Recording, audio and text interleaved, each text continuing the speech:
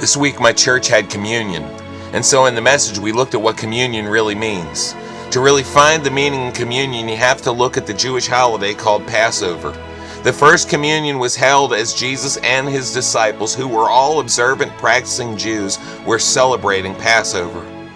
Passover is the celebration of an event in Jewish history. It started in the days of Moses. By the time Moses came on the scene, the Israelites were slaves in Egypt for over 400 years. God called Moses to go before Pharaoh and demand their release. Each time Moses went before Pharaoh, Pharaoh would refuse to release the Israelites, and God would send another plague. The plague would hit Egypt hard, and Pharaoh would call on Moses and ask him to pray for the plague to be lifted, promising to release the Israelites. And each time, as soon as the plague was lifted, Pharaoh would relent and refuse to let the Israelites go. This set the stage for the final plague. Death would come to Egypt. Specifically, the firstborn of every person and every animal would die. There was only one way around it. God instructed Moses to have the people select a perfect lamb for each family. They were also instructed to make bread for the family with no yeast in it, because there would be no time for the bread to rise. At the same time, on the same day, the Israelites were instructed to sacrifice the lamb and eat it. Everyone in the house was to eat some of the lamb, because all of them shared in the sacrifice.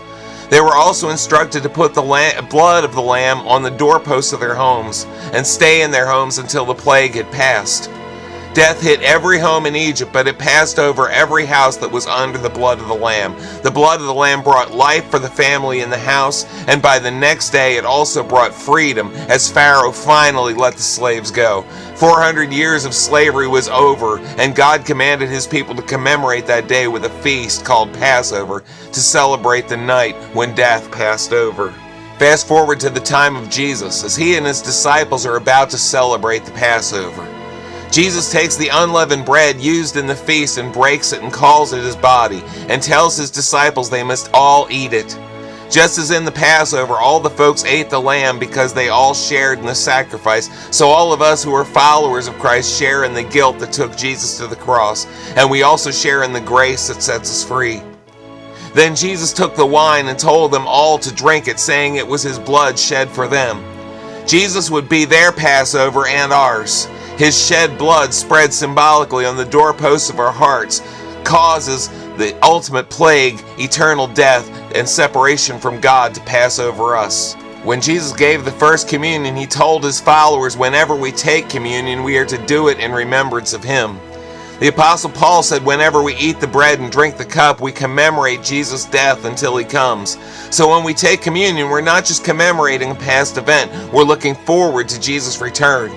Through it all, we are giving thanks for what Jesus has done for us. Jesus died to free us from our slavery to sin and death, and to be our Passover. All who are under his blood will escape eternal death and receive eternal life. Are you under the blood? Ask Jesus into your heart today.